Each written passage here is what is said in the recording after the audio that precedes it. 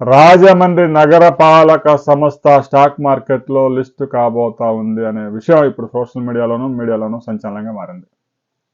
Stock మార్కెట్లో ఎలా list అవుద్ది అనే అనుమానం రావచ్చు.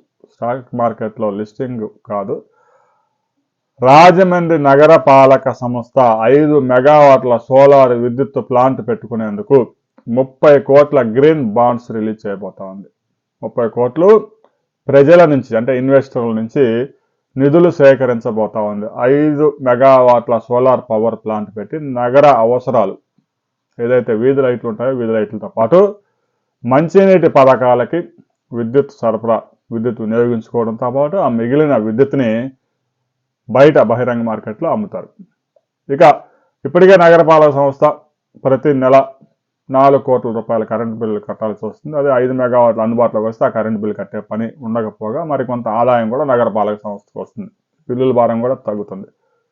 దేశంలోనే మొదటిసారిగా ఒక నగరపాలక సంస్థ గ్రీన్ బాండ్లు రిలీజ్ చేసి ఒక సోలార్ ప్లాంట్ పెట్టబోతా ఉంది, 5 మెగావాట్లు. కేంద్ర ప్రభుత్వం సోలార్ ప్లాంట్లకి 13% రాయితీలు ఇస్తూ ఉంది.